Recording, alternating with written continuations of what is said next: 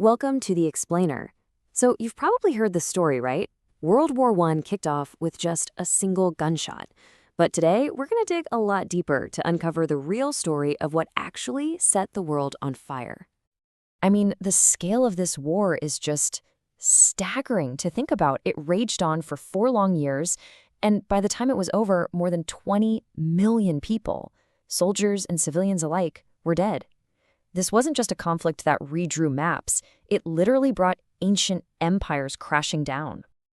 Right, so the story we're usually told is pretty simple. A 19-year-old student kills an archduke, and boom, that one single act lights the fuse for a world war. But could a war this massive, this devastating, really be caused by just one gunshot? As you might have guessed, the reality is way more complicated. And this quote? This is the perfect way to think about it. The assassination of Archduke Franz Ferdinand, that was just the matchstick. It wasn't the mountain of dynamite. So today, let's figure out what that dynamite was actually made of. Okay, so let's dive in. We have to start with the spark itself. That single shot in Sarajevo on a hot summer day, June 28, 1914. You know, this didn't come out of nowhere. Tensions in the Balkans had been simmering for decades, but things really hit a boiling point in 1908. That's when the Austro-Hungarian Empire just went ahead and annexed Bosnia-Herzegovina. It was a super aggressive move against a big Slavic population, and it sent shockwaves all across Europe. And this cartoon, it just perfectly captures how people felt. You can literally see the Austrian emperor ripping Bosnia right off the map. And the Ottoman Sultan, whose empire had run the place for centuries, he could only watch, totally helpless. To the people living there, it felt like one empire just straight up stole their land from another. So, all of that anger, that desire for freedom, it lit a fire under a new revolutionary movement called Young Bosnia. And this is mostly students who had this big dream, not just to free Bosnia, but to unite all the South Slavic peoples into a brand new country, Yugoslavia. Okay, so this is where it all comes to a head. On that fateful day, 6 members of Young Bosnia had a plan to assassinate the Archduke. Their first try, a bomb, actually failed. But then, in a crazy twist of fate, the Archduke decided he wanted to go visit the people injured by the bomb in the hospital. His driver takes a wrong turn, and while trying to back up, the car stalls, just 5 feet away from another one of the conspirators, a 19-year-old named Gavrilo Princip. And he didn't miss. So, the big question is, how does one assassination in Sarajevo pull the entire world into a war? Well, the answer lies in this incredibly tangled, dangerous web of alliances that had basically turned Europe into a field of dominoes, just waiting to get knocked over. And once that first domino was pushed, man, they fell fast. It was terrifyingly quick. First, Austria-Hungary declares war on Serbia. Then, Russia, seeing itself as Serbia's protector, gets its army ready. That triggers Germany, who's allied with Austria-Hungary. Then France gets pulled in to back up its ally, Russia. And finally, when Germany marches through neutral Belgium to get to France, Great Britain has to jump in. Just like that, a local fight exploded into a world war.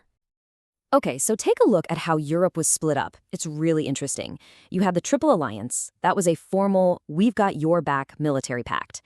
And on the other side, the Triple Entente, which was, well, it was more of a friendly understanding. And check out Italy. They were part of the alliance, but they argued it was purely defensive.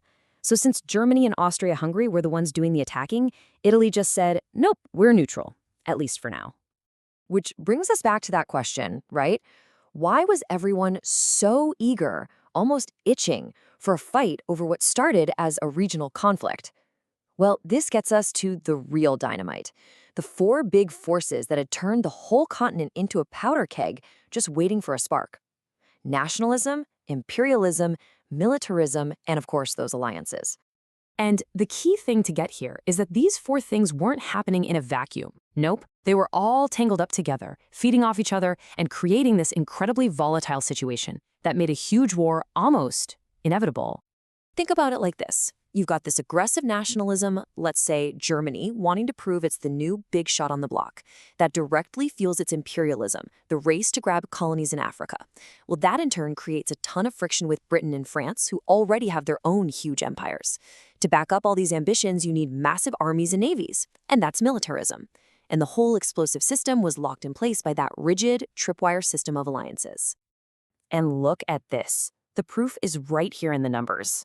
In just a few decades leading up to the war, the combined military spending of Europe's big powers more than quadrupled. It was an absolutely insane arms race. They were all building these massive war machines to protect and expand their empires. And here's a wild little detail, something that sounds like it's straight out of a TV show. This global catastrophe, it was basically a family feud. The leaders of three of the main countries at war, King George of Britain, Kaiser Wilhelm of Germany, and Tsar Nicholas of Russia, were all first cousins. They were all grandchildren of Queen Victoria. It was quite literally a Game of Thrones playing out on the world stage. But wait a minute. These were wars dreamed up by emperors and kings. So how on earth did they convince millions of ordinary folks, farmers, factory workers, shopkeepers, to leave their homes and go fight and die for these ambitions? Well, the answer, for the most part, was propaganda.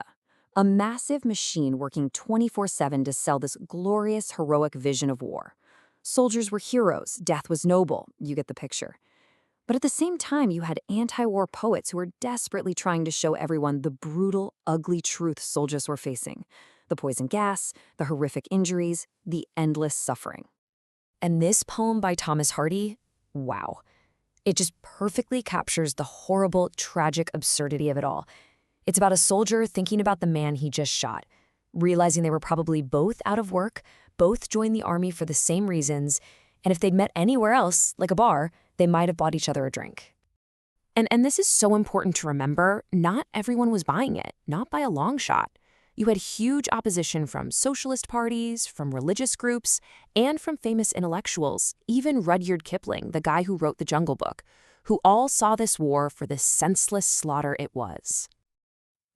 There's maybe no better story that shows the shared humanity of these soldiers than the legendary Christmas truce of 1914. Along the Western Front, soldiers on both sides just stopped. They put down their guns, climbed out of their trenches, and met in the middle of no man's land to celebrate Christmas together. They shared food, sang carols. It's just incredible. But, as you can probably guess, this beautiful moment of peace didn't last. The High Command was absolutely furious. They issued strict orders to stop it immediately, even threatening to shoot any soldier who refused to go back to fighting. The war machine just forced them right back into the brutal reality of killing each other. Okay, so let's wrap this up. What's the big takeaway? World War I wasn't started by one guy with a gun. The assassination was just the match. The real cause was this massive pre-existing powder keg built from aggressive nationalism, intense imperial rivalries, a crazy arms race, and a fragile alliance system that pretty much guaranteed a massive war. And that kind of leaves us with one last big question to think about. Knowing that it was these deep-seated forces and not just one event that led to a global catastrophe, what are the powder kegs in our world today? And what lessons can we learn from history to make sure they never, ever ignite?